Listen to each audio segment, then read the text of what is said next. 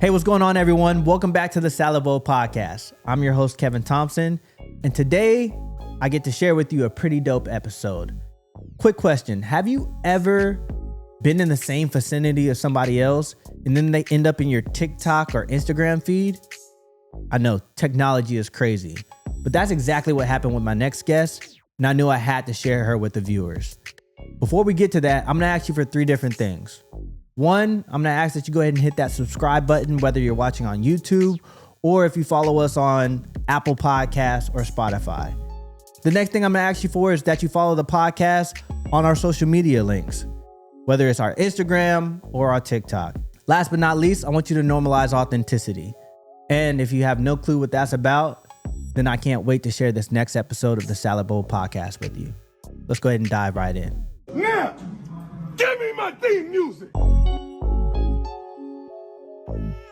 You are now tuned in to the Salad Bowl. You are now tuned in to the... Listen up, don't care if you about to pass out or you just getting up. You really did your thing with this one, Kevin, gotta give it up. Messages you bring and be motivation to live it up. We out here really normalizing authenticity. Can't be talking all the time cause that mean you ain't listening. I think you look better when you smile, I see you glistening. Communication helping me to see what you envisioning. Yeah, back to the mission then.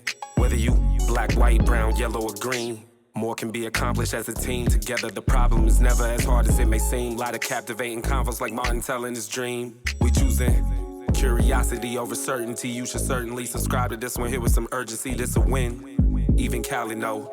You are now tuned in to the Salad Bowl. The Salad Bowl Podcast. It's the Salad Bowl Podcast. You are now tuned in to the Salad Bowl.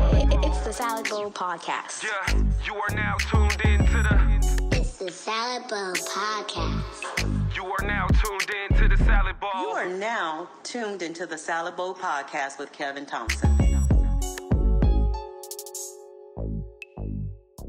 Welcome back to the Salad Bowl Podcast. Today I get to sit with somebody that I currently work with, or we work in the same building, but somebody that ironically I ran into via social media. I was scrolling through TikTok, my old self, and as I'm scrolling, there's a female Marine that came across. I was like, I think I've seen her working in our building before, but ultimately I looked at her content and I saw that was very centric to being a female Marine. And one thing I appreciated was like, it was still very feminine as well. Sometimes I feel like there are some within our organization as far as being Marines that forfeit their femininity to fit in with the boys. I feel like she didn't have to do that. So I was very interested to sit down and talk with her. I do want to formally introduce Maria Rivera to the show. Welcome to the Salad Bowl Podcast. Thank you. Thank you for having me. Yeah, man. I just want to say thank you for sitting with me today. I know we don't have much history with each other, but like I found interest in bringing whatever ingredient you bring to the Salad Bowl on the show. Usually what we do in this show, we start off with our first segment. And I'm looking forward to jumping in with you. It's called The Harvest. Now, The Harvest is where we just talk about your roots, like what makes you you. Of course, people who are watching right now, people who are listening are about to hear your words, but there's value in the perspective of where you come from to give some kind of credit to what's going to come out of your mouth. So like, can you tell me about you a little bit? Tell me about who Maria was coming up in this world. Yeah, for sure. First thing, I'm so excited to be here and get to share my story with everybody. Let's see. I grew up in Puerto Rico, born and raised. No kidding. I was born in 1996. Oh my gosh. Thank you for making me feel old right off the bat. Okay, so 1996. Yes. Okay. So Spanish is my first language. No kidding. And then I learned English growing up as well. I went to a private Catholic school. My family's very Catholic, very religious. So I went to a private Catholic school all the way up to 8th grade. Okay. After that, I was raised by my grandparents. On my dad's side, they had my legal custody from the age I was 6. Okay. So my parents weren't really involved throughout my life. So at the 8th grade, my grandma was like, "You need a better education," and in Puerto Rico, it just was not happening. Okay. Were we learning English, which is what they consider like high education? We were. Our books were in English, but we were way behind the curve compared to what was happening here in the States. Okay. So in 2010, my grandma was like, "You're going to go live with your aunt in Georgia." And that's how I ended up in Augusta, Georgia with my aunt and my 4 cousins, Wow. which they're my brothers and my sister. If you ever ask me, oh, do you have a brother and sister? Yes, I have 6. There's a lot of us. They're Yeah. my brother and my sister. I went to high school in Georgia. I did a year and a half of college. I was going to commission with the Army ROTC. No kidding. And then one day I was like, this ain't for me. Yeah. And I walked into the recruiter's office. No kidding. So I gotta backtrack a little bit. What was the adjustment from leaving Puerto Rico to Georgia? Was that a culture shock? Oh my God. Now I'm from Georgia. I need you to take this. Be nice. Please be nice. No, be real. I want you to be real. Like, Yes. What was the adjustment like going from, because I've only visited Puerto Rico. I see the culture out there. And of course, maybe there are some lack of resources out there that come with any community. But I know Georgia to be very different, a very different culture, especially Augusta area is. Yes. So Augusta's more suburbs, the area that I was at. Very greenery, very high class. I want to say it. But oh my God, was it a culture shock? I found out that summer, right before school was supposed to start, that I was moving. So think about a 13-year-old girl that has speak Spanish her whole life. You're about to go to a public school. You're not wearing your uniform anymore. You're wearing regular clothes. You're gonna make new friends. A teenager. It was like a, oh my God, type of thing. And at the end of the day, now when I look back at it, it was my grandma looking for a better future for me. But in that moment, I was like, heck no, I do not want this. Like, no. And I would cry every day. Dang. It was it was hard. Do you feel like the community in Augusta, other than your cousins or your brothers and sisters, as you call them, do you feel like they were inviting, or did you feel like you met a lot of resistance? Wow, that was so long ago. I want to say that I don't think I just had a lot of resistance. I just think people just kept to themselves. You know, teenagers, they're not necessarily looking to make friends. Of course. You know, they already have their group of friends. And I was this one person that was coming in to that nobody knew. They just knew me as, oh, there's a new Puerto Rican girl. Because then that's when stereotyping comes into play. Of course. So there's a Puerto Rican girl that came in. And I was in ESOL because English was my second language. So they're like, oh, she's in the ESOL class. So I actually made one friend. And she was my friend throughout my whole high school. Really? Yes, her name was Kiara. She was, she lived in my neighborhood, and she was the only person that I felt that actually tried to be my friend. No kidding. But later on, I'm a very outgoing person. Once I got more comfortable with the languages specifically, because my accent was thick. It was thick. Yes, that's when I actually started venturing out more and making more friends. Okay. And I actually did ROTC through high school. Nice. So that actually helped me a lot as well. So the ROTC kids were my friends automatically. That's awesome. It's funny how JROTC could end up being somewhat of a family. I was also in JROTC in high school. So what about like your cousins / brothers and sisters? It seems like y'all are really close. Can you tell me about them? I get emotional thinking about them. They're my world. Really? Not just them, but I have 2 sisters on my dad's side. Them and my brothers, they're my world. The older we've gotten, we've realized how important we are to each other. We are very close now. Now that we're older. Okay. Because the youngest one, she's 15. Oh, okay. And I'm the oldest of all of us. And then my little brother Sebastian, he's a Marine, and my other little brother, he's about to enlist. Nice.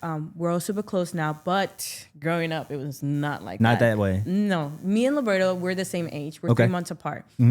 And when we've always been, you know, I've always wanted to be like, oh, my brother, but he didn't feel like that necessarily when we were growing up. Now he's like the complete opposite. That's good.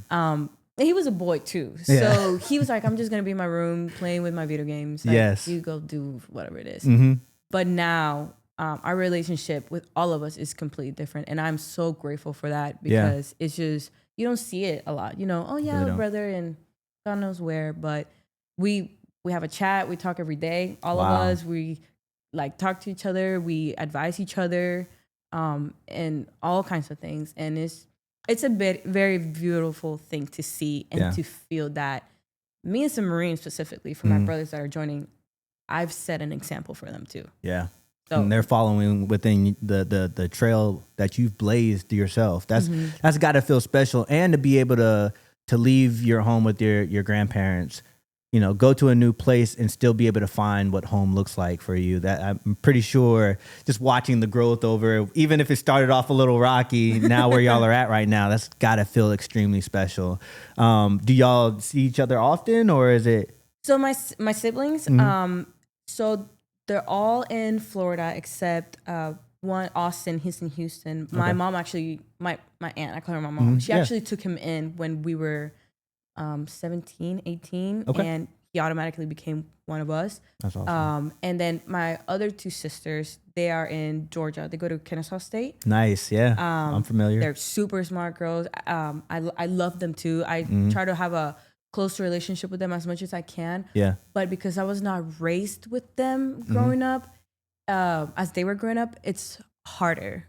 With my cousins, like we lived in the same house every day. Like we shared everything. Yeah.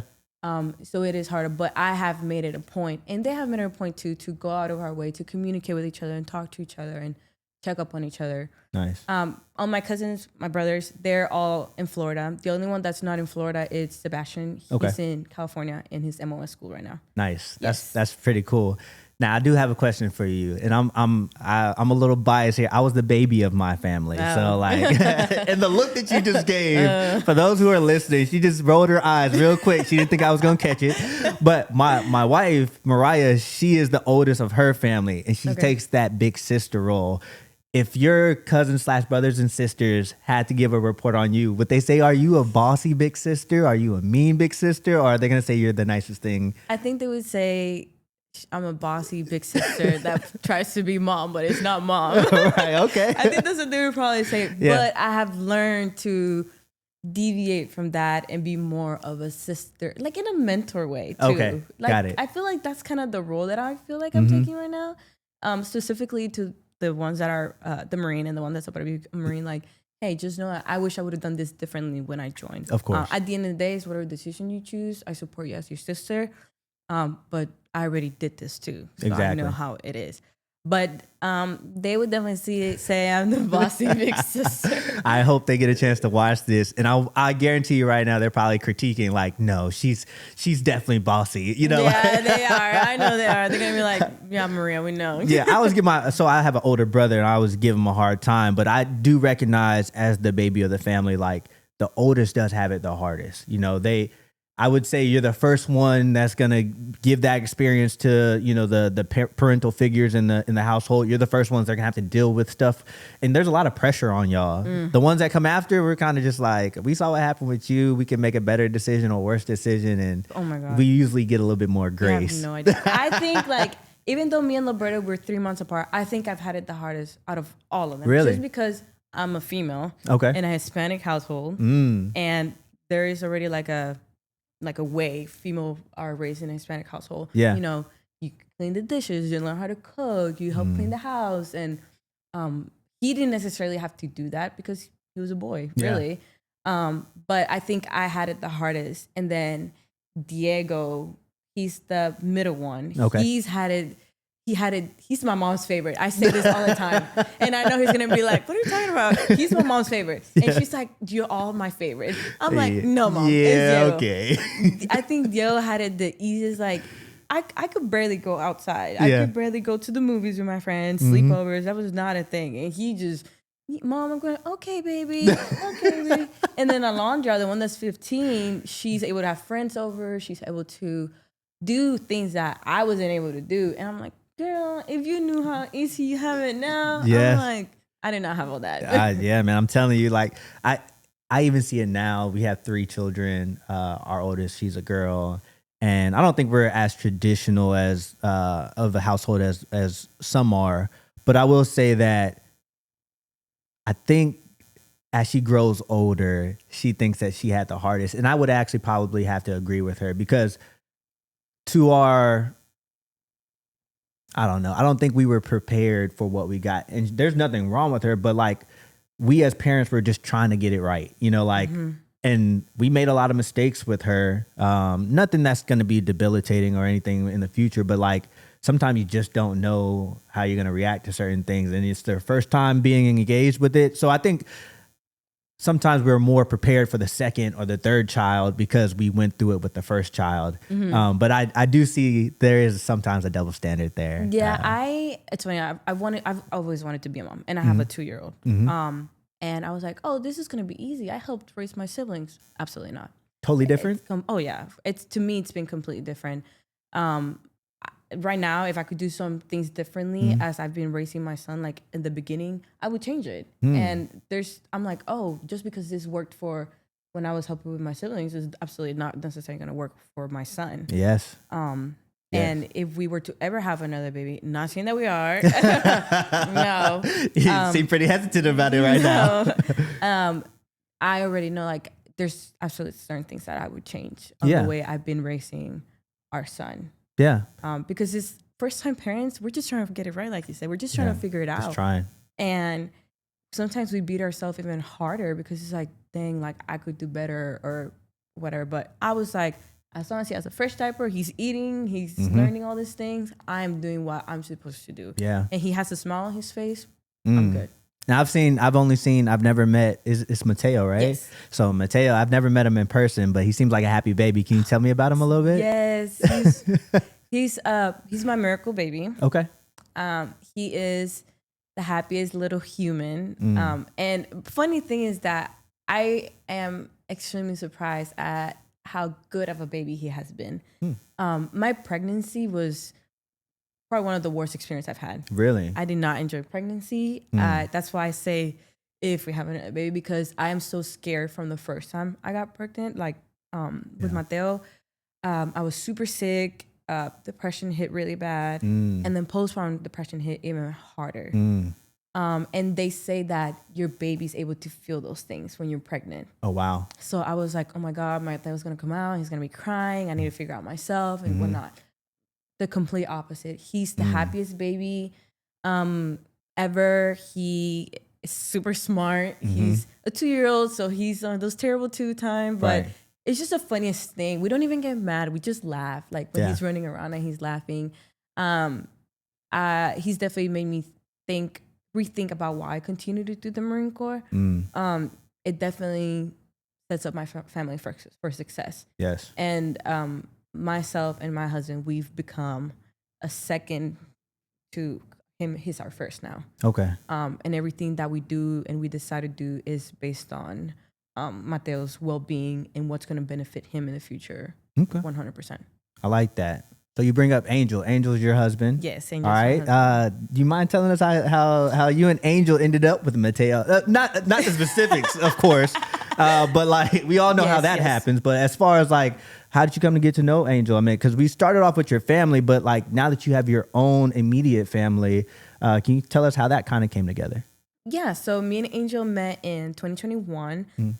We met simple. I needed somebody to cover my duty. That's literally how it was. Yes. So you had duty. You had to sit on your 24-hour duty. Yes. You needed somebody to, hey, take this for me. Literally. Okay. So I was actually teaching a course. I was teaching a corporate course. Okay. And the chief, Angel, worked for her. And I told her, I was like, they put me on duty, even though I'm teaching. You know, she's like, ask her, I'm Marine. And I texted him. And for some reason, I don't know what it is. I don't know if it's my intuition. I don't know what it is. I texted him. I was like, he sounds hot. literally, I was like, he sounds hot. So I was like, hey, I just need to cover my duty, whatever. He's like, yeah, for sure. And I was like, is there anything that you need? You know how we usually do. He's like, if you can just bring me some energy drinks. To this point, I still haven't seen the man. I was like, okay. This was during COVID too. Wow. Yeah, so we were wearing masks. So I walk into the building where the duty is, and he has a mask, and I have my mask. And I saw him, and I was like, you were still starstruck. I was like, that's it right there. I'm clocking that one. Yep. I was like, oh, yeah, I'm gonna keep that one. Dang, right with the mask on? Yes. Everybody's about to go run and see what Angel looks like right now because everybody's gonna be like, dang, he pulled this off with the mask on during COVID. Yes. Just good the for him. eyes. I was just like, good for him. Oh my God. Yeah. I don't know. From there, we just became friends. We didn't start dating, nothing. And then one day he's just like, I'm in love with you. And I was like, what?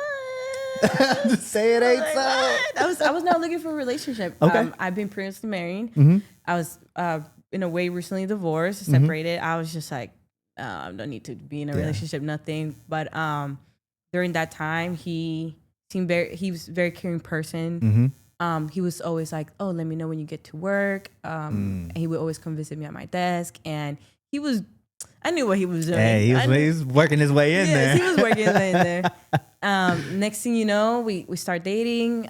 He meets my family, and we dated for about 2 years. We've been together for 4 years. Okay. So we dated for about 2 years. From the beginning, he was he's been married before, so he was very exact with I don't want to get married anytime soon. And you know, sometimes the Marine Corps can push you to do that right away. Exactly. Yeah. So he established that very early on, which I appreciated so much because I fall in love fast and hard, and that helped me pump the brakes a little bit because I want a family, I want a kid, I want a husband, I wanted that, and there's this person, Angel, that he's the potential for it. He could give it to me, and he's like, but that helped me slow down, and it helped us slow down. Yeah. I know that a lot of people is the traditional way, you know, you get married first and you live together. But after, you know, being married before, I was like, no, I need to live with this person before I decide to pull the trigger because I need to learn their habits. What if I move in with you and you just leave clothes You're everywhere? Slob. Yeah. Yes. Yeah. Especially somebody that's used to being a bachelor too. Yes. It's like, so I've learned, I was like, yeah, no, we need to live together first. Of course. So we lived together, and then we were dating at that time still. We went into our house together, and our careers were in place before we met, and we were very aware of that, and we were going to submit for drill instructor together. But as IMAR, he's like, I want to go to the West Coast. I can only go to the East Coast. Yes, yes. And that was already like a thing in there. Mm-hmm. And then him becoming a drill instructor kind of went away just for certain career things that happened to him. Mm-hmm. He was just like, I don't want to do it. Yeah. So, but I still did. Mm-hmm. And I was actually planning on breaking up with him because of the stigma that the drill field has. Yes. I was like, my job is so important to me that I can't be in 2 different states. He was going to be in Virginia. I was going to be in Paris. Yes. So I was planning on breaking up with him. I got orders to go to DI school, the whole thing. And literally a month before checking in, I found out I was pregnant. Oh, wow. And wow, did that change? Did that change everything? What, if you don't mind sharing? Yeah. What was it like when you realized, oh crap, I'm pregnant, and you thought you had your plan totally planned out, even to the point where you're gonna break up with Angel? Yeah. When I found out I was pregnant, I wasn't like, it's not like you were being totally safe, because it wasn't like we were necessarily being totally safe. Of course. We did talk about it. I was like, you know, I'm about to leave. We should start being safe. And literally the moment I said that, I found out I was pregnant. Yeah. I had so many emotions happening because my whole life changed the moment I found out I was pregnant. My career plans. I'm the type of person that I need to know the next 5 years of my life, what I'm going to do. I don't necessarily live on day by day. And he does, which it's a balance. Honestly, it does help me loosen up a little bit. My whole life changed, and I was like, well, I've always wanted to be a mom. I have. So it was not like I was I making a sacrifice? Just a no, because I was getting, I guess you could say, one thing for another. Yeah. And I was so happy that I was going to become a mom. But I was like, I mean, that's just a sacrifice or a dream that's going to have to wait for later on. Of course. And that's kind of how I took it. I just didn't realize being pregnant was going to suck so bad. Because people don't talk about that part. They don't. No. Or, I mean, it seems that we've been through it 3 times, me and Mariah. Well, I haven't been through it at all. Yeah, I know what you Mariah has been pregnant 3 times.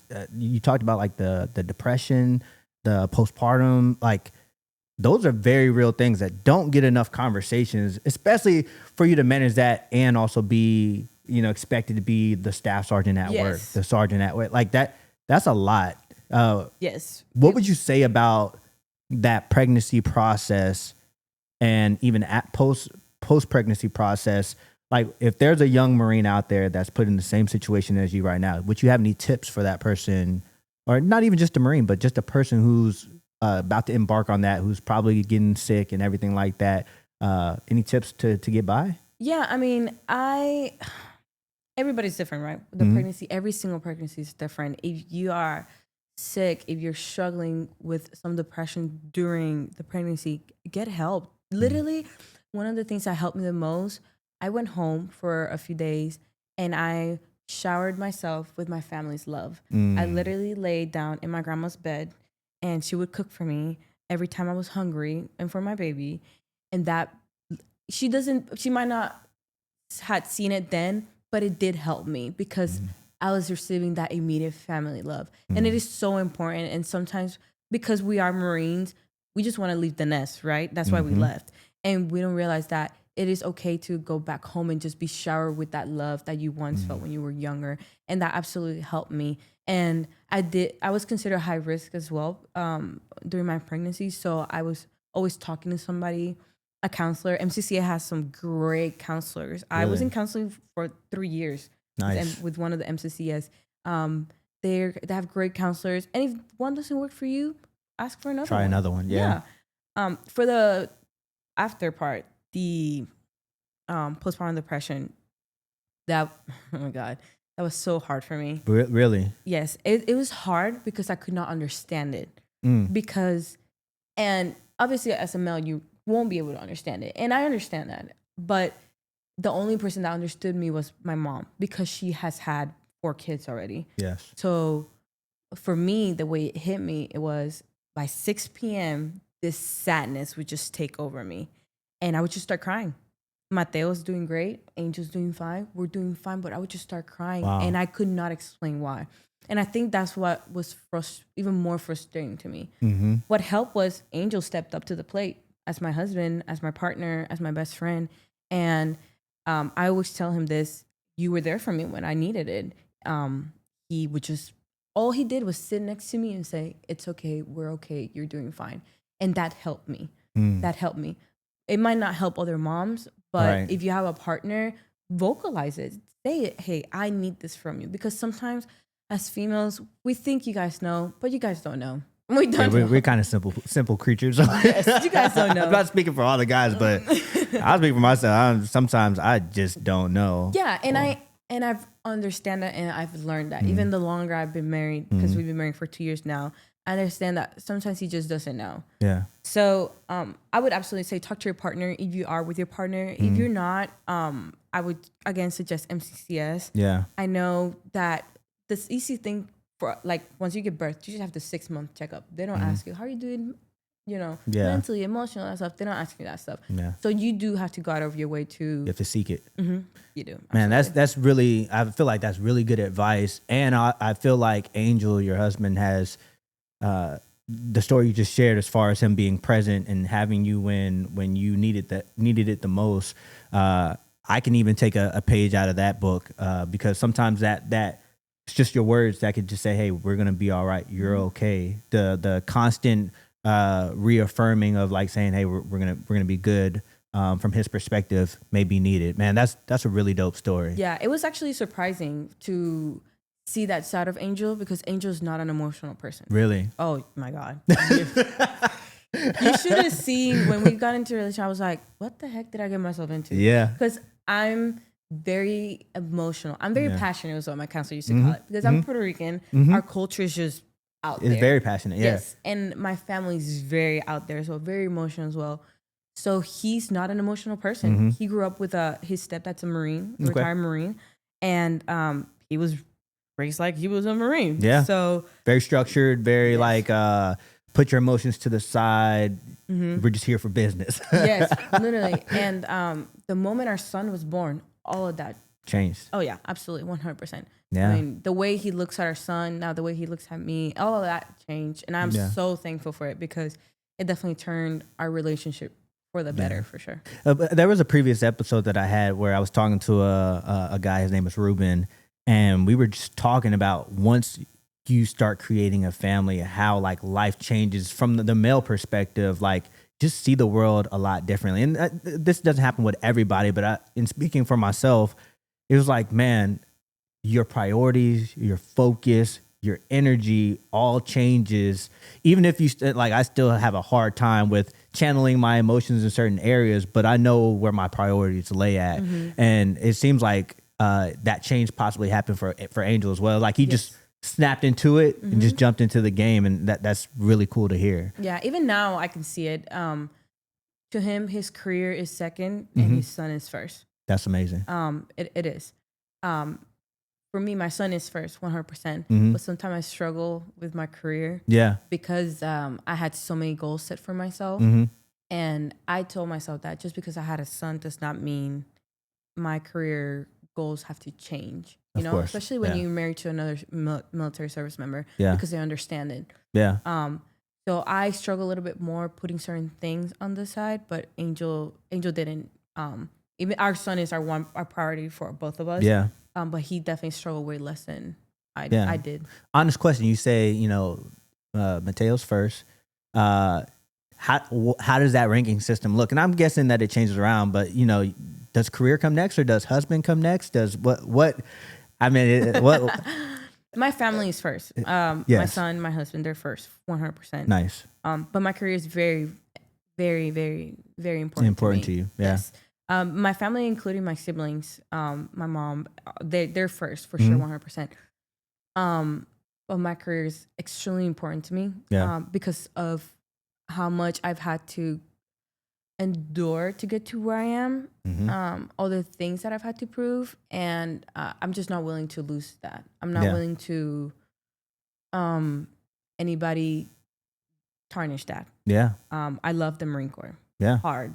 And I've mentioned this before. I know it's going to be really hard for me to hang up that uniform. Yeah, and it's for sure. because, yes, do people say we're just a number? Yes, absolutely. But I have not specifically felt like a number in the Marine Corps. I felt like I have made some type of change. I feel like I have the potential to make some type of change in the future when I either reach a master command sergeant or if I become a chief warrant officer.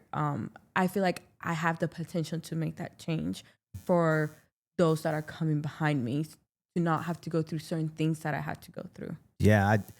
It makes me feel really good to hear you say that, because it seems as though I'm one of the old guys. I'm about to retire here soon. I think there are certain individuals within an organization that holds as much passion as we do that lose sight of that, right? We get so far down the line that we get complacent, get a little lazy, we forget about our physical demands as far as who we are, and the people that look at us as far as they're expecting us to be the example. So when I hear you say that, as far as like cherishing the organization that you're currently serving in, and that you don't feel like a number, and that your experience has been great, I pray that you can continue that throughout your time, and hopefully pass a little bit of that to as many people as you can. So this is what we're gonna do, because we're definitely going to get further into the Marine Corps talk. We're going to start off we're going to go to our next segment. Our next segment, we call it the toss-up. And I do want to thank you before we even move on to the next segment. Just say thank you for sharing a little bit about you. I think that'll give the viewers a lot of perspective based off of everything else that we talk about. You gave us a good rundown of like who you are and what makes Maria. So thank you for that. Sure. We're going to move on to the toss-up. The toss-up is just a little game that we play. It's a little rapid-fire question game that I have my salad bowl here in front of us, and I've put some select questions in there. Okay. So what's going to end up happening is I'll hand you the bowl. Please pick one question out of it. You can hand it to me. I'll read it for you.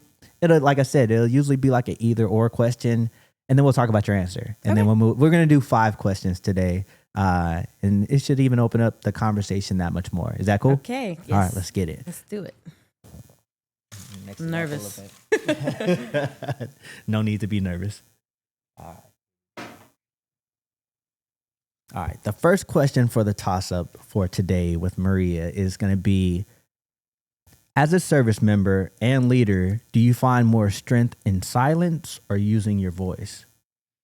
That's a good question. I usually try to put good questions in here. Using my voice. And yes, using my voice. Why is that? I think if your silence change is not happening. If you're not vocalizing yourself, if you're not expressing yourself, there's always a respectful way to say it, right? Yeah. Then change is not happening, things are not evolving, and we just get stuck where we are. That's why it takes that one person to say, oh, but why don't we do this instead? Oh, you know what? That is a good idea. Yeah. We should say that because that person speaked up. I think sometimes when people choose silence, they're still getting, like as a leader, right? I think they're, as a staff sergeant specifically, I think they might just been promoted to a staff and SEAL, so they may not be necessarily know how to voice themselves yet. Because when you're a staff sergeant, you're starting all over again in a way at the bottom of the barrel. Yeah. So they think they're gonna get like, you're just a staff sergeant, just stay to yourself. And I think that's where the silence starts in. But absolutely, for me, using my voice. Yeah, I like that. I think I'm very similar to you, to where like I've always been one that's gonna, probably hence why I got this damn podcast, right? Like, because I feel like having a voice is something that we all need and that we all actually have. One thing I did have to check myself on, because I am very, like, I'm going to say how I feel, and I will put it in a professional way. I'll put it in a tactful way, but like especially I didn't get promoted so much to be quiet. But I had to check myself actually and see the other perspective of like, one thing I've realized is that some people who are silent are probably doing the most work, because like they're digesting, or they're taking into consideration like, man, I've been set up. I've always had the right answer. Now I don't. What do I do with that? And I think sometimes that's a hard pill to swallow. Yeah. And sometimes it takes that silence rather than just action or using their voice before they just react to something, because they're considering the fact this might not go over well, or damn, I truly don't know. So I think there's value in both sides. Yeah. But I got to be honest. I'm kind of like you. I'm like, bro, if it's on my heart, Yes, I have to. I And gotta the thing say is, it. like, if I don't say it, you're gonna see it on my face. Yes. Literally, I have my emotions are on my face. Yes. Like, and if you know me very well, my husband will be like, "What's wrong?" Oh my God, like this. I'm Yes. like, nothing, and he knows my face just gives it up. It's funny because the training that we go through to be like equal opportunity advisors, we go to a school and like they're really big on what they call nonverbals, right? So like you're not saying anything, but your body language is saying a lot. I used to get hit on that all the time. They're like, yo, Kev, chill out with the nonverbals. We know it's clear that you disagree with what's going on in the room right now. And I'm like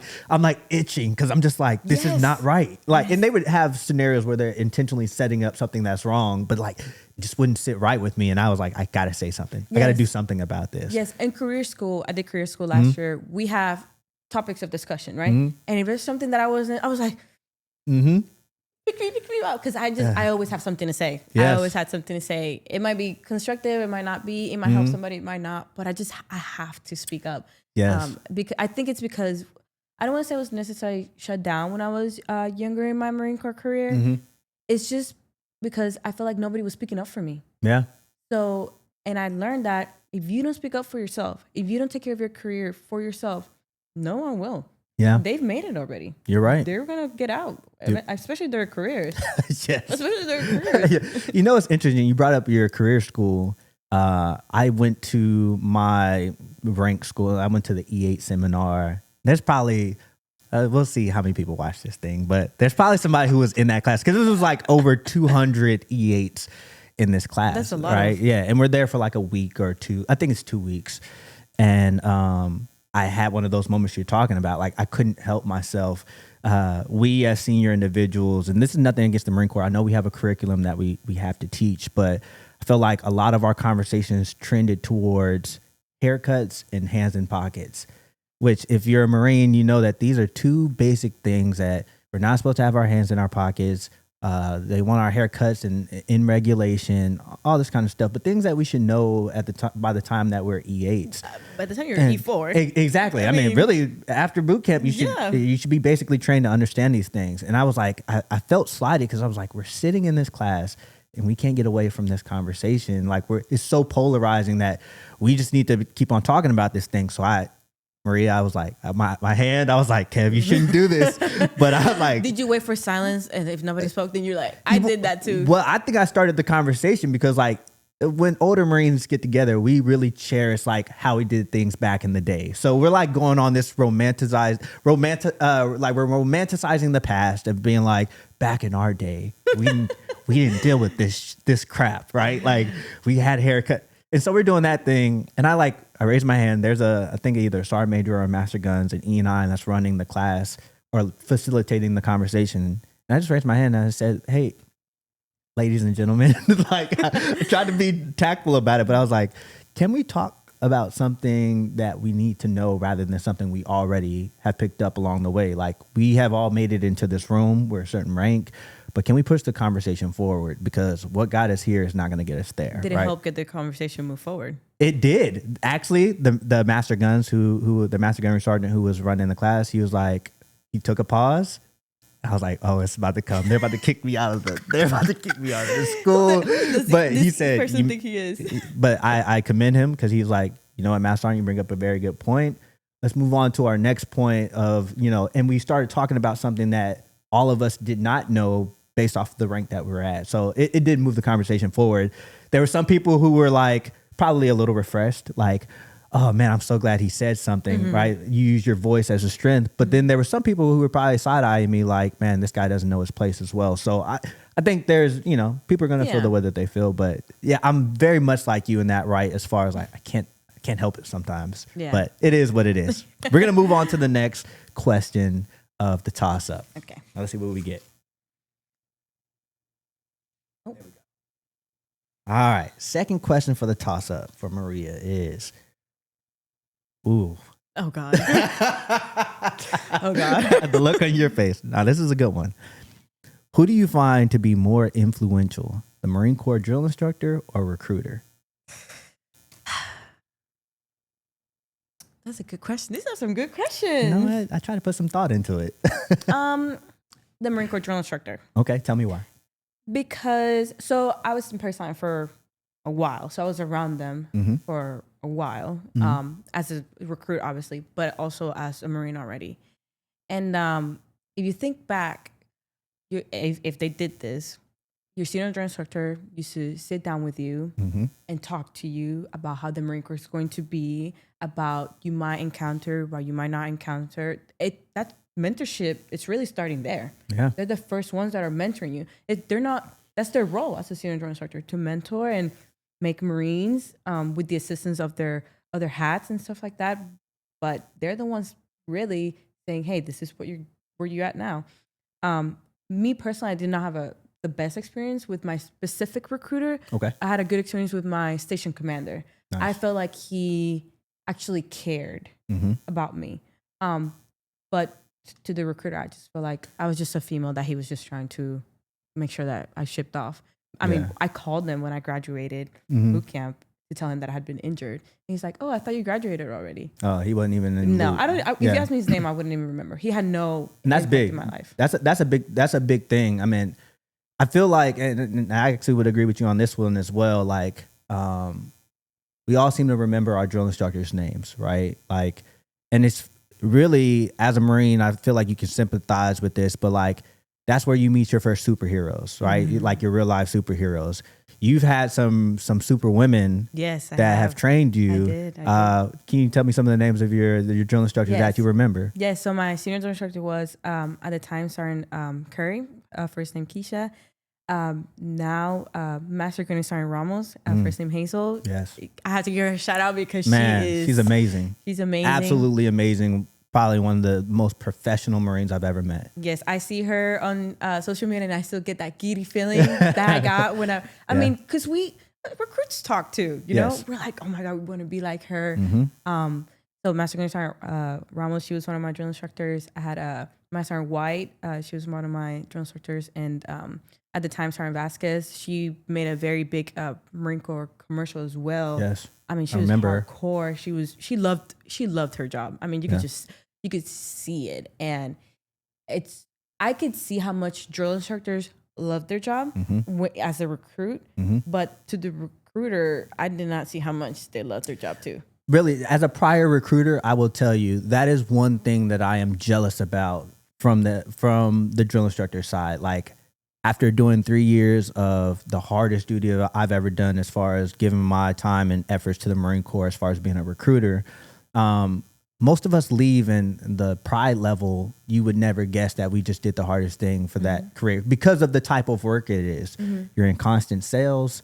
It's never ending. And one thing that I see with the drill instructors is their level of pride when they're done with their duty.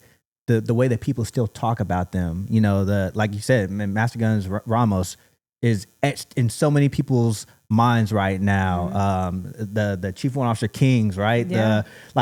These people have made such an impact on our most impressionable people in our organization, our recruits. I definitely think that their influence level is extremely high. Yes. And we wouldn't be Marines without our Marine Corps drill instructors. Yes. That's why as soon as we become Marines, we're at MCT doing the drill instructor pose. We're doing the hands. Yes. We're doing whatever our drill instructors did. Yes. We're not, and no shade to the recruiters. I Right. do know that it's a hard job. I have multiple friends that are recruiters, but it's just enough. They are just trying to get the number. What I think it is that I think the recruiter makes the impression and then the drill instructor makes the influence, right? I think it's a partnership. And we do this thing like, you know, everything in the Marine Corps seems to be a competition, but I don't think that this thing should be a competition. The recruiter is going to spend not too much time because they're out selling. You got to make that first impression. You got to look good in uniform. You got to say the right things and tap into that person to say, dang, I think I can see myself filling those shoes. And from there, it's on the drill instructor to create the Marine, you know, to take the nasty civilian and turn them into a United States Marine. So believe me, there's a part of me that pains that took a lot to say that because as a prior recruiter, no, but I definitely give the drill instructors their due. They do some damn good work. Actually, the best in the United States military, if you ask me. They do. And sometimes we forget they're still human too. They are. And if as recruits, we were feeling like tired, they're 10 times more tired. Yes. I mean, they're going home, putting their head down on the pillow, getting back up and doing it all over again. Somehow, some way, as a recruit, you would never be able to tell. Yes. You would never be able to tell that, you know, they're tired, that they're whatever it is going on in their life, because I mean, they just lock in. Yeah. It was funny because, you know, we run our physical fitness test during boot camp. And I remember this 20... Don't laugh at me. That's the impact they had on you. 20 years ago, my drill instructor, Torres Pearson, if he's watching right now, I still remember his full name. We still keep in touch, you know, a certain amount at this point. But like, I remember we running our physical fitness test, and I thought I was fast. I was a skinny black guy. I was like, bro, I play sports. Like this thing's easy.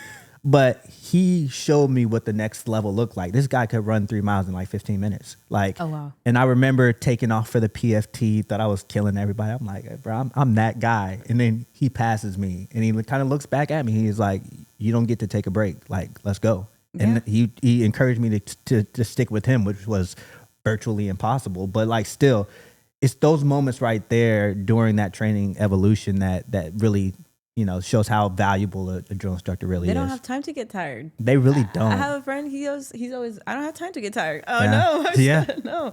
Yeah. But yeah, they coughing up blood, waking up before the recruits, going to sleep after the recruits. Yeah. Hats off to our Marine Corps drill instructors. For sure. I got some good friends that are drill instructors. Corey Brooks. Like I don't want to name drop too much, but like there's some outstanding drill instructors out there that make this organization what it is. So shout out to them. We're gonna move on to the next. I'm done giving y'all clout now. Like we're moving on to the next question. Enough compliments for our drill instructors coming from a prior recruiter. All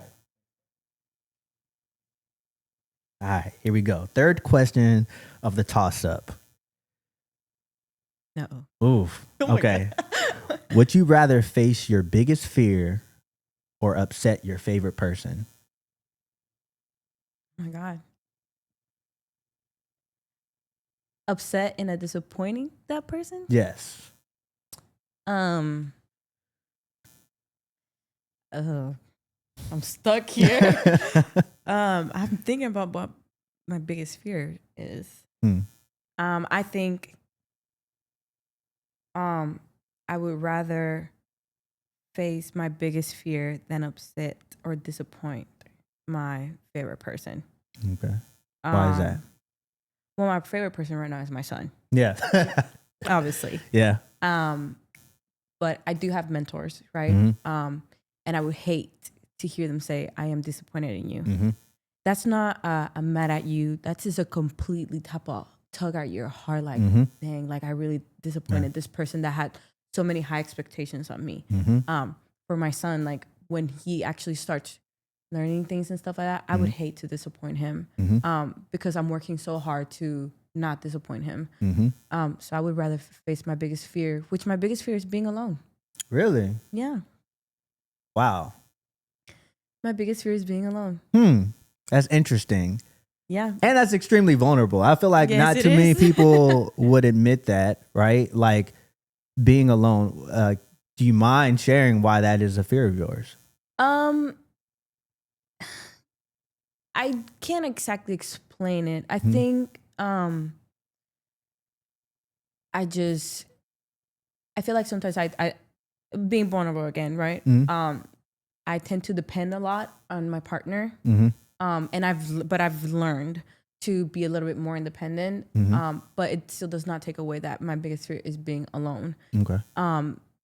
In this world in general, not being close to my family is one of my biggest fears as well. My siblings specifically, you know.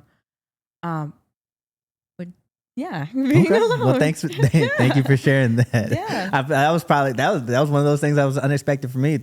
Honestly, thank you for sharing. Yeah, I know it's kind of like really because, but yeah. But I think hence why we share in the beginning with the harvest, like it seems like it makes sense. Like even how you end up landing in the Marine Corps and why the Marine Corps means so much to you. There's just, coming from a prior recruiter, one of the biggest things that we sell is this pride and belonging. And like, we always say that there's a difference between fitting in and belonging. And like, I think most humans are looking for a place where they belong. And I think that's why we gravitate and why the being alone may actually be a fear for us, because we're used to the camaraderie. We're used to knowing that when I put on this uniform, I'm connected with a network that's, vast and I have brothers and sisters everywhere. I know that on the one side of my camouflage utilities, it says my last name, and I'm connected with that family as well. So I think we are meant to not be alone. Hence why it could be a fear. And in the Marine, and I think I realized it was more of my biggest fear because I joined the Marine Corps and I left my home, right? Yeah. And one day I was at my first duty station. I was in the barracks and I was alone, and it was Mother's Day, and I just started crying because I was not with my family. I was not with my mom. Yeah. And I was like, I just feel so alone, and it was very like, oh my God, I need to do something. I need to make friends and all of that stuff. Right. To not feel that way, because like you said, like that, the U.S. Marines, like that is my family as well. Yeah. So that's kind of where I realized that it was my biggest fear of being alone. But now that I'm older, right? That was young Maria, young Marine.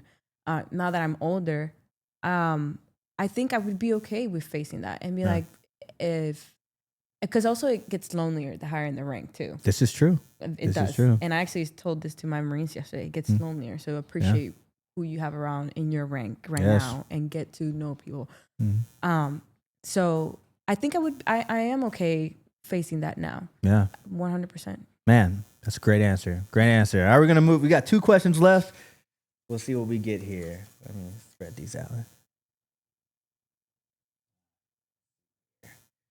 Next question. Question number 4 on the Salad Bowl podcast toss-up. All right. Do you believe that purpose is something that's issued through your role in your billet or discovered through the battles you fight within? The battles I fight within. Tell me more about that. In what way? Do like re-ask that question? Okay, like, yeah, I would say if I had to take it off the paper and ask in a question verbally, is do you feel like your role is given to you by, like, say for example, our organization, like you are a staff sergeant, that is your sole purpose, or do you find your purpose in things outside of what's been tasked to you? Yeah, 100% outside of things that have been tasked to me. Do I have a responsibility in my job? 100%. Because am I in that billet because of my rank? Yes, but that is not my sole purpose. My purpose is again, I love the Marine Corps and I love mentoring. And one of my biggest, to me right now, is mentoring my Marines, and not just mine, any Marine that needs mentoring. Yes. I think passing down my story is another part of my purpose, because I was hurt. I tore my ACL, dislocated my knee, fresh in the crucible, literally in the crucible. Damn. And that year was probably one of best and worst years of my career. Really? Yes. So I passed that down to my Marines. When I see that they're discouraged or demotivated, I'm like, this is just a setback. No, you just need to, but you also need to do what you're supposed to get to where you need to be. I tell them, I didn't just get where I'm at because I'm pretty. Exactly. I didn't. I've had to rehabilitation for my knee. New first duty station. I was the only junior Marine. Everybody was a sergeant and above. I've had to overcome that. Learning, how to have female leadership was another big thing for me as well. So I think my current purpose to me is to pass all of that down to my juniors Marines specifically, right? But I tell them, like, tell other people, tell your peers all of this stuff that I'm passing to you. And I hope, and I really, really do hope that when they get to where I'm at, they're able to say, that's Sergeant Rivera, blah, blah, blah, blah, blah. And I want to pass this on to you. Yeah, I think that's big that you said that, right? Because like I've been, during my time in the Marine Corps, there are times where I look at either my peers or my senior leaders, and I think we take this approach to like where we like to pass down the trauma that we've been through rather than the things that we've learned, right? We'll say, hey, I went through this as a sergeant, a corporal, E4, E5 or whatever. And because I went through it and I obviously I made it to where I'm at, then now I want to pass that, and it's the negative things. But like for you to be, to feel like your purpose is to mentor people to navigate the challenges that you've actually been through, I think that's special, right? Because I always talk about it like it's like children, and a lot of people who don't have children, they have a hard time with this example. But I say, like, with our children, you would never want to pass down the most negative things that happen down to you to Mateo, right? Like, so I always ask the question, like, why would we do that with our Marines, right? Like when we call them brother and we call them sister. You talked about your brothers and sisters earlier, and I saw how you lit up. If we're calling these people our family, we need to have the same kind of sentiment towards them as well. So I really appreciate that answer and how you go about, and I think we're going to get into it a little bit later about some of the things you've had to overcome to get to this point to where you can mentor other people. So thank you for that answer. We're going to go ahead and move on to the last question of the toss-up. Last one. Here we go. These are rapid fire questions. Man, this question's good. Might be the most challenging of them all. Oh, God.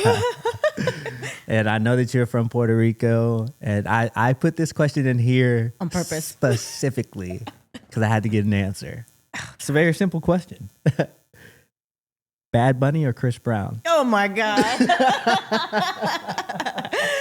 Bad Bunny. 100%. Bad Bunny. Yeah. Oh, okay. All right. Bad Bunny, because obviously he's from my country, from my island. But believe it or not, Chris Brown helped me learn English a lot. Really? Yes. Like shout out Chris. Trey Songz. No kidding. Not that I should have been listening to this type of music. That's what I'm about to say. Like in ninth grade, like can't be friends. No. Yeah. Or Chris Brown. Like I remember seeing Chris Brown's videos and like, oh my God, I love this music. Yeah. But Bad Bunny has made a big change for our community. Yes. And I appreciate his music. I've seen him in concert probably about 5 times. No kidding. Yeah. No kidding. I will say, so I'm from Atlanta. I don't think I understood how big Bad Bunny was until actually stationed here. We had to do a work trip down in Miami. And we traveled down to Miami. And I'm like, whenever we get to a place, I'm like, I want to go try the food, see what the people look like. I love people watching. So I love people watching too. Yeah. So like, I'm like, oh yeah, we're going to go to Miami or whatever. So we get there, I check in my hotel, and then we go out the first night. And I'm walking down the street I think it's called Brickell in Miami. It's like some area in Miami. Walking down the street and I hear like this screaming. I'm like, what's going on? People feel it in their soul. Yeah, I'm like, what's going on? there's a car that's driving down the street and there are people running around the car, right? Like there's like a Range Rover in front of it and then this nice sports car. And like the security for the Range Rover is like around both cars. And I'm like, what's going on? And people are like flooding this car. I'm like, what? It was him. This is wild. Was it him? It was Bad Bunny. That's crazy. He pulled off to the side of the street. He was going to this restaurant that I happened to be standing in front of. He gets out. When I tell you that I've never seen anything like this, people were throwing themselves, men and women were like throwing themselves at Bad Bunny and losing their mind. I was like, oh, this guy's like Michael Jackson, maybe even surpasses Michael Jackson level of fame and stardom.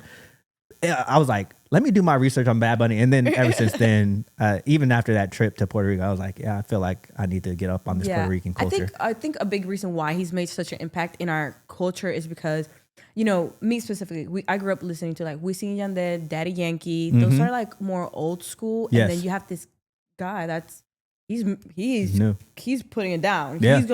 He's new. It's been years since we have somebody so fresh.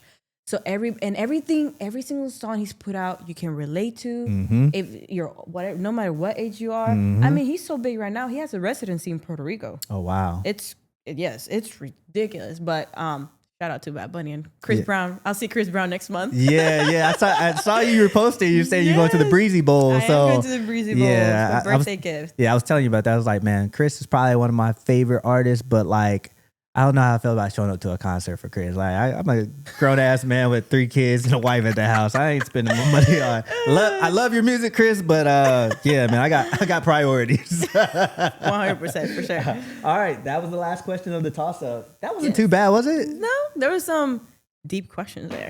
Yeah, deep is good. You know, like good, yeah. you know, you got to keep it authentic. So this is what we're gonna do. We're gonna go ahead and move on to our next segment, and we're gonna call it mixed ingredients. I picked a topic to go over with you, just about like resilience. We talked about your Marine Corps story, and you know, I'll let you explain kind of what happened. But like Marines, when we sign up, we go to a boot camp for 13 weeks at this place called Paris Island. There's another place they do it, but I'm joking. We don't talk about it. Right. We don't say that day. No, San Diego is the other place that they train West Coast Marines. We call them Hollywood Marines. But we have the reputation of the hardest boot camp out of the United States military. And it's the longest. You're supposed to be there for 3 months. You, in fact, were there for a lot longer than that. I was there for exactly a year. So you were at Paris Island, and this is not a great place. Like, I don't want to make it seem like it's prison, but like, this is the place that, you know, that's where we go and get made, but not a place you necessarily want to stay unless you're a drill instructor. So like, can you talk to me about overcoming that timeline?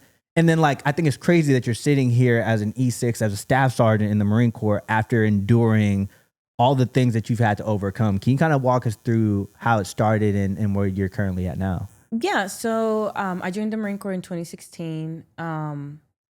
They tell you always don't get hurt right before you ship off, right? Oh, no, I'll be fine. I get there. It was another culture shock. I mean, you have people screaming at you from all kinds of angles and whatnot. But no matter where I go, and this is not me being cocky, it's my confidence. No matter where I go, I make my presence be known. And my drill instructors, the moment they saw me, they're like, this girl. So my senior drill instructor, she sits down and she talks to us. She's like, who wants to be guide? And I stood up and I was like, me. I wanted to be guide. No, later on I got fired, obviously, because that happens. Yeah, whatever. It'd be like that.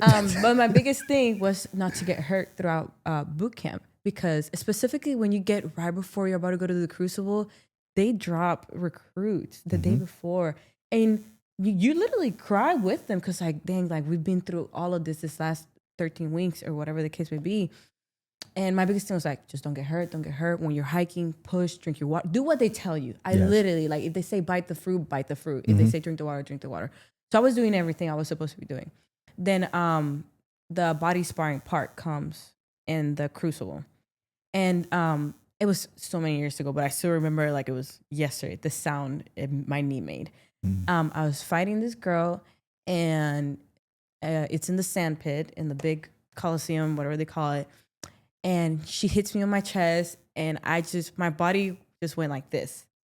And I heard my knee just like a piece of paper, literally. Yeesh. So I'm down on the floor. This is halfway through the crucible. I'm on the floor and my knees dislocated as well. Damn. So they had to evacuate me, I guess you could say, to the ER right there and then. Mm-hmm.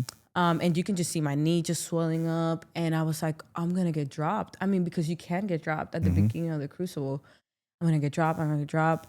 The first thing my senior said to me was like, I'm not going to drop you. And that automatically made me feel better. Like, I'm getting taken care of. Mm-hmm. Good. And I think that also was because I was a good recruit. I think she could say that I was a good recruit. I was always a team player. If I had to get IT, I was out there doing the thing with them or whatever the case may be. Then they put my knee back in place, 1, 2, 3, back in place. Mm-hmm. And I go back to the hooches with the brace or whatever. All the girls are on me crying. Mm-hmm. And even then I realized like, wow, I've made some type of impact on these other girls. So I go back and they're like, we have to do an MRI.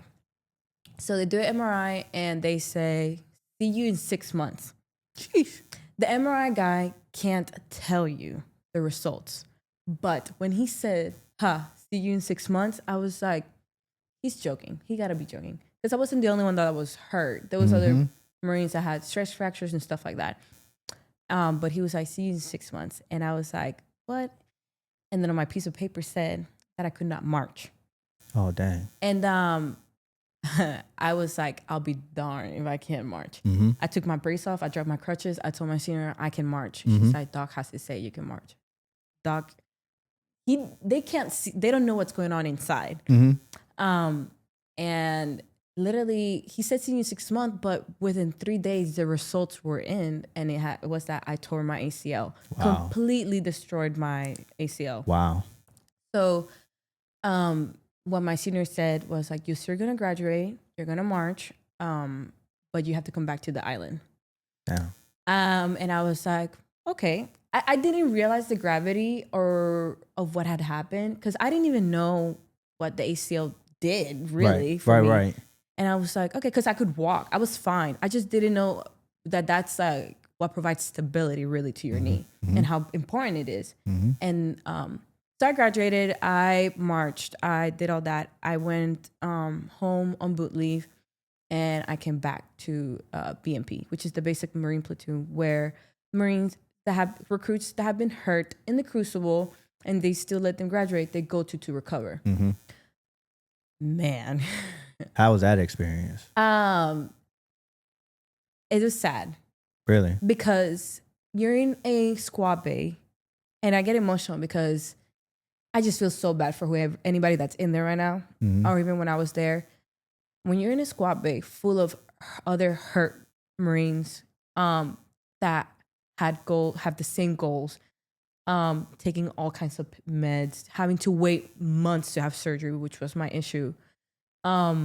Everybody's disgruntled. They're not motivated. The drill instructors that are there, their own quota, so it's their break. So they're not yelling. You're Marines already. They're not. I personally did not felt like I received a lot of mentorship there. So my senior drill instructor, she would actually come by and check on me. Wow. And so did Sergeant Vasquez at the time. So she would come and check on me because she was on quota as well. And I was very grateful for that. But I was in a very dark place. I mean, seeing everybody that you graduated boot camp with go to MCT, make it to the schoolhouse, make it to the fleet, and I'm still in Paris Island. I was like, am I ever going to get out of here? There were girls there that have been there for 2 years waiting to get discharged. Wow. In the holding platoon. They never made it past PFC Lance Corporals. Wow.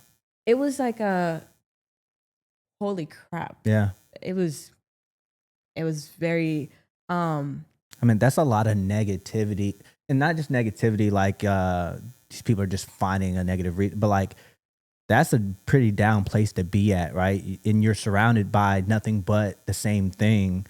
Shout out to Vasquez for coming by and checking on her Marines. But like, I would assume that she is not necessarily the baseline. She's probably like the outlier that not all drill instructors are probably doing that. How do you battle out of a space like that? Because I think a lot of times it's not the physical that takes us out, it's the mental, right? Like the psychological effects of being in a place where you feel like you're not making any forward progress. You see everybody else take off at the starting line and you're still sitting there. I mean, like, how do you battle through that? Yeah, it was really hard because I got to BMP in August and I didn't have surgery till November. Wow. So I waited for 3 months to see if I could even go to training without the surgery, but I couldn't. I needed the surgery. So I had to start from fresh. And it was really challenging. I mean, think about a bunch of, Marines. We just sit out in the smoke pit. It's like a 9-to-5 job too. You know, you still have formation and stuff like that. But honestly, I think what helped me was that I stopped smoking cigarettes because I was smoking cigarettes and it was slowing down my healing my process. recovery. Yeah. And I would go to physical therapy, and the fact that I at least knew eventually I was gonna get out, eventually I would be okay. I was like, okay, there is a possibility. It's not like I'm not healing. I am healing. I'm just healing slowly. And then seeing some Marines that had maybe even worse injury, because shoulder injuries, like that's an injury for life. Yes. Maybe see Marines that, had shoulder injuries and were able to continue to their training, like, okay, if they did it, I can absolutely do it. Right. So I think I just had to dig deep and remember, like, why I did it. Why did I join? Where do I want to go? Like, I don't want to be stuck here forever. And it's just really talking to myself. I literally just sit there and I'm like, Maria, what do you want? What are you going to achieve? Like, it's really doing that. And I always end up being very positive. I always try to look at the best outcome of things. The best thing that happened there is that I made a friend for life.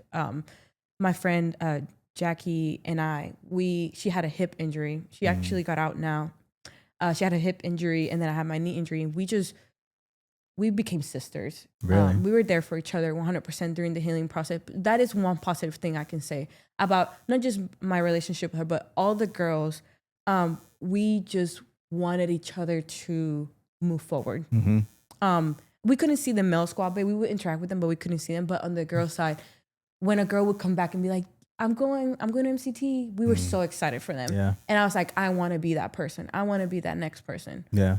So I think that's kind of how I battled it. At the same time, I did Lance Corporal Seminar in Paris Island. And I met, she's now Gunner Sergeant Penado. I don't know if you've seen her on social media. I don't think I have. She's a drill instructor now on the West Coast doing her second tour. Nice. And she was a sergeant when I met her. And she was very motivating. And she was the next person I wanted to be like. I was like, look at this literally goddess looking female Marine that can out PT males, can do all this stuff. And I was like, and if I do what I'm supposed to with my injury and recover, I could get there. Yeah. And that's who I looked up. She might not even realize it because I've never told her any of that.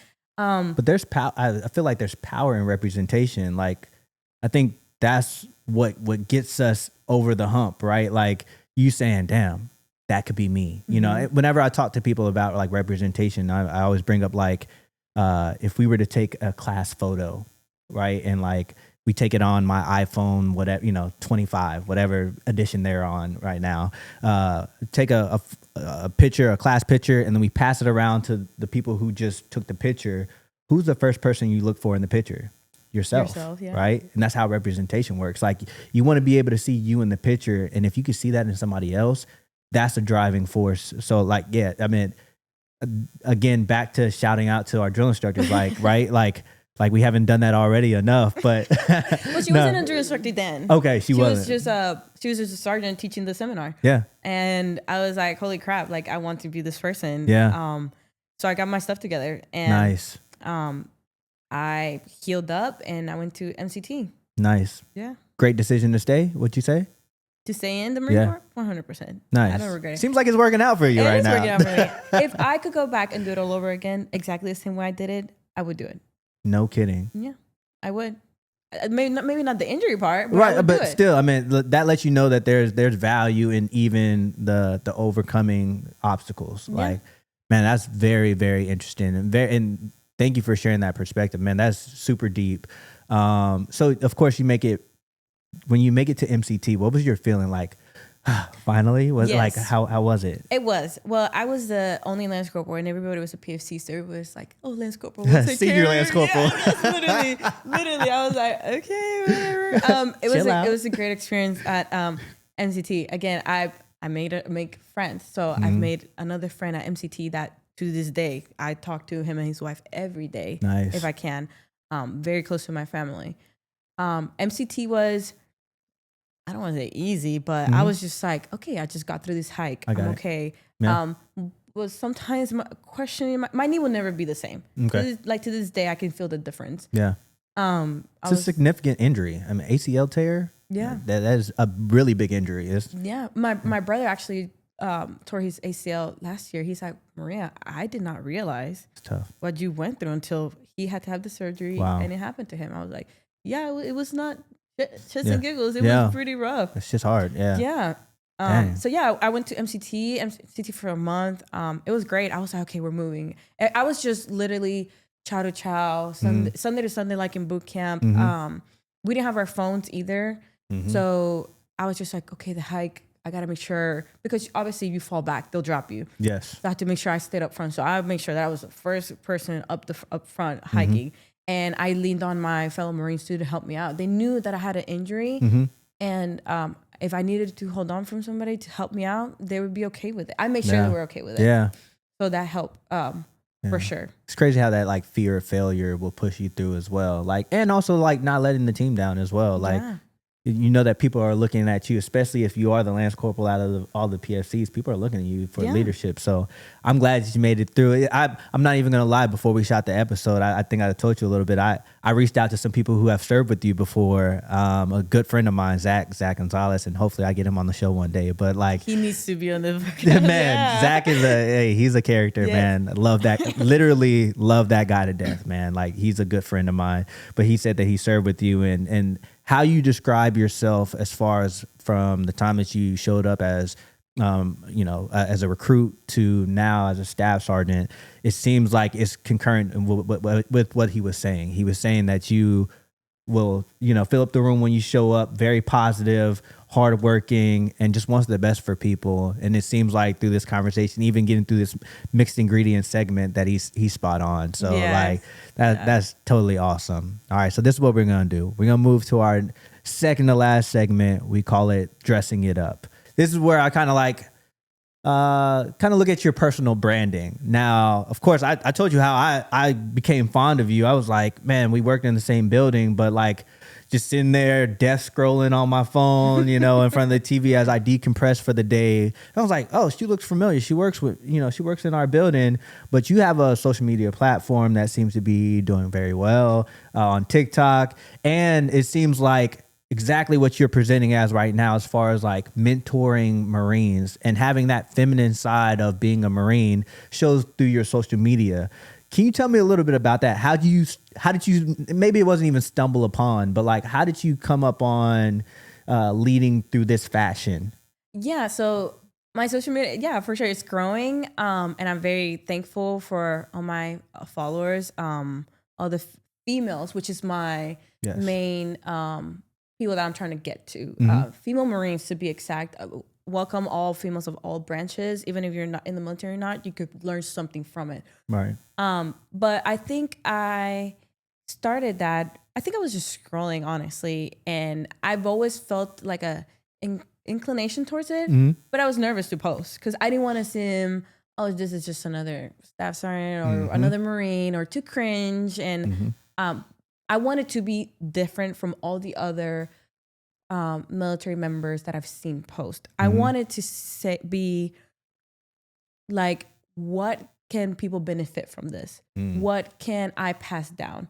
Because I only have 2 junior Marines, right? I don't have 1,000. And through social media, I've gone through thousands and thousands. I mean, I have people telling me that they're on my life from Japan in the mornings, from Thailand, from Puerto Rico, from Fiji. I was like, wow, I'm reaching all these people, and I might be making a change in them, might not be, but I'm reaching them. Yes. But specifically the female Marine platform that I wanted to get to is because I didn't have a female Marine mentor growing up in the Marine Corps. And I didn't necessarily have a male mentor until older in my career as well. But I do think it's important for females to have female Marines mentors. And I told this to my junior Marines yesterday, male and female mentors, but 100% have a female Marine mentor, because 9 times out of 10, they might have struggled with something that you have struggled. It's more beneficial for you to have a female mentor that has had a kid and has already overcome all of that, compared to a male that has never been pregnant or nothing like that, or even a female that has not been a mom. Because when you're a mom, your perspective changes on a lot of things. Yes. That's just one of the things. The PFT, I made a video a few weeks ago about the PFT. I'm constantly training for the PFT. Why? Because the moment I stop, I have to start from scratch. And sometimes males might not understand that. Yeah. And it's not giving like any negativity to male leaders. I've met some great male leaders. To this day, one of my mentors, Chief 105, male, I mean, I could say that he's helped me be the leader that I am today right now. Yeah. But let's keep it real. I mean, and this, again, no shade to the males, but male mentorship in an organization that's 93% male, it's not hard for us to find it. You know, I could walk into any unit, I could walk into any organizational space or section and know that I could have a closed door conversation with any male that could benefit me, right? And they're more willing to do it. I think that there is value in the specific mentorship from a female service member who has had a child. And even if you haven't had a child, there are some nuances of what we do. And I tell male Marines this all the time, and it took me a long time to even realize this, but like, you as my sister, as a sister in this organization, live a totally different life in this organization than I have ever dreamed of. The things that y'all have to navigate, the things that y'all have to go through, and it's not always negative, but like, a lot of it is, you know, things that you have to battle past. It's tough. And I saw the value in like solidarity for our women. I went to a joint women's leadership symposium a few years back. It was probably one of the most impactful symposiums of my entire career. It was about like 1,300 women there. And I was like I was like one of the only males there. I got a couple looks like, what are you doing here? Like, but you guys, not you know, that is specific for the females, but it is good that you, as a leader, took your time to insert yourself in there. Of course. Learn. There was a lot of people who even appreciated it as well. It's like, wow, we have an ally that is a male that now understands a little bit more of the perspective. One of the most powerful things that happened at that symposium, there was mostly all female like presenters, right? And there was one male who came up and he presented, and he was just talking about the history of what we know of our organization, our Marine Corps, and how women have stories too. And we need to tell these stories. And like, it was, I don't want to say it was basic, but it was like a regular brief or whatever. And part of like towards the end of that brief, he starts talking about Sergeant G, a Marine who passed away in Afghanistan not too long ago, right? And he puts up a couple pictures of her, and he just says like, you know, she had a story as well. You should tell your stories. Thank you. Scan this QR code if you want to tell your story, right? And he says, are there any questions? And we're in a room, like, I'm telling you, there's hundreds of women in this room, right? Bet, yeah. And he's like, are there any questions? And there's a sergeant who stood up. Her name was Mallory Harrison. She stands up and she starts just walking towards the front of the room. Everybody's like, what? And he's like, yeah, you had a question? And she's like, yeah, can you go back a couple of slides? And the picture of Sergeant G shows up again. She's like, that was my best friend. Wow. And she like starts talking about Sergeant G as though she's like in the room. Wow. And I don't think there was like a dry eye in the entire place. Like she did her friend justice, and she was just saying, like, it went from she's like, I talked to her the day before she died. She made it very real. And then she translated that to like, we have generals in the room. We have colonels in the room. She starts motivating them. She's like, a lot of times we don't think this organization is for us, but like, we're the ones out there doing the thing. And like, I get chills even just thinking about that moment. That will always live with me. And I was like, man, there is power in solidarity of there's power in the mentorship that comes from a certain type of person coming from our organization. So I really do appreciate what y'all do for our organization, especially being the few and the proud, but like y'all are the fewer of the few. The fewer and the fewer, and then when your race comes into place, it was fewer. Exactly. But my goal, like I said, I just want to pass it down to any female Marine that is out there struggling with a leader or somebody that she just can't relate. I wanted to see my videos and feel relatable. I had a girl comment on my post yesterday. She's like, "Dang, I wish you were here." And I was like, it just makes you feel like I'm doing it right. Yes. It just makes me want to continue doing it. Yes. It just makes me continue being like, you're okay. Like, it's gonna be okay. But it's a very powerful thing. It is. And I think it's the next step. Like I said earlier, like what got us here is not going to get us there. Sometimes we're locked into the mentality of like, we have to lead like we led back in 1972 or 2006 when I came in. Don't laugh at me, right? But like, I think this shows there's growth and adaptation in leadership. Like, you're talking to people, like you said, there's somebody at Camp Pendleton right now where we're really far away from California right now who's probably looking at your video, and it could just be that one moment of you getting ready in the morning and saying, man, I might want to do my bun like that. Like maybe that's going to get me a different reaction when I walk into work. That's extremely powerful. Like in the ability to, we talk about influencers, but like you are influencing a culture of people that, though it may be nuanced or a minority population in our organization, it's needed. So I want to personally say thank you for what you do. You got some things you got to teach me because I am like a dinosaur. And I think I'm trying with social media, but like maybe my next step is nobody wants to see me get ready. So get ready with me is not for Kev, but you gotta give me some tips. I'm gonna try them out. Sure. So if y'all see me put up new videos, know that's probably gonna be inspired by this one sitting next to me. But thank you for sharing about your platforms, and we're gonna make sure that we put all her information up. I encourage you to go follow her. It's good information. It's good topics. And good insight. So make sure that you follow Maria on her platform on Instagram, TikTok, the whole nine. Anything you can follow her on, I'm encouraging that you do it. Thank you. This leads us to our last segment of the day, and I already want to say thank you for giving me your time and out of your busy day. I know that you have a lot of work to do. We call it the final bite, and this is where I leave this segment to my guest. If there's a message on your heart, if there's something that you feel like people need to hear right now, on this day, it is August 6th. 2025, if there's a message that you either want to look back on or tell people right now, what would that be?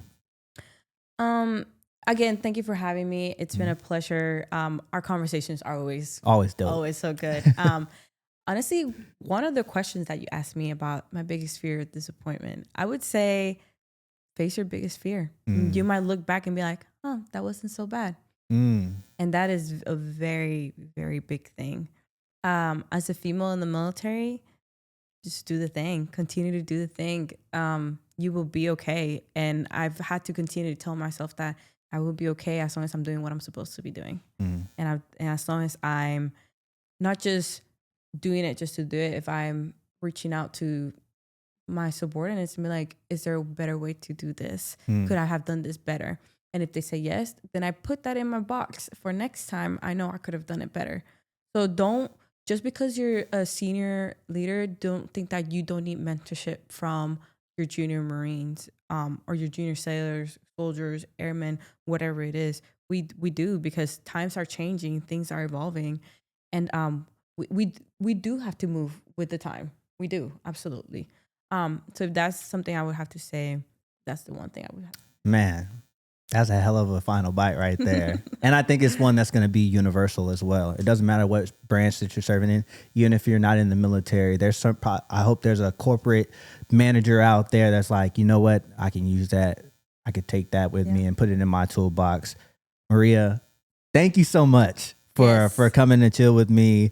Like you said, man, we always have dope conversations. And this is one of the things that I like about this podcast. We could take good conversations that we have in private and then publicize them, because I think that there's somebody out there who can be the fly on the wall that wanted to hear this conversation between two people that happen to cross paths. So thank you for your time. Make sure you tell Angel and Mateo thank you as well, because I know that I'm borrowing you from them. But maybe in the future we do a part 2 years from now, where it's like we look back on this episode and be like, dang, what now? You know, where do we go from here? That would be crazy. Yeah, Yes, for sure. To the viewers out there, I just want to let y'all know, let's try to make sure that we continue to normalize authenticity.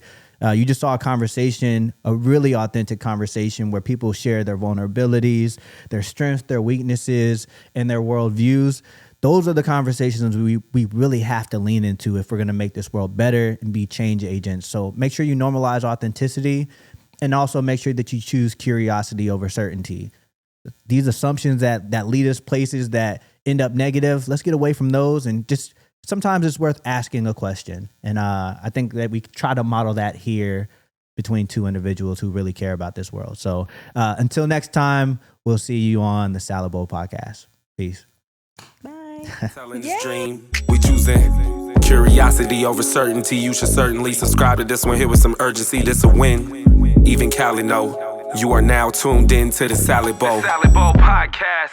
It's the Salad Bowl Podcast. You are now tuned in to the Salad Bowl. It's the Salad Bowl Podcast. Yeah, you are now tuned in to the. It's the Salad Bowl Podcast. You are now tuned in to the Salad Bowl. You are now tuned into the Salad Bowl Podcast with Kevin Thompson.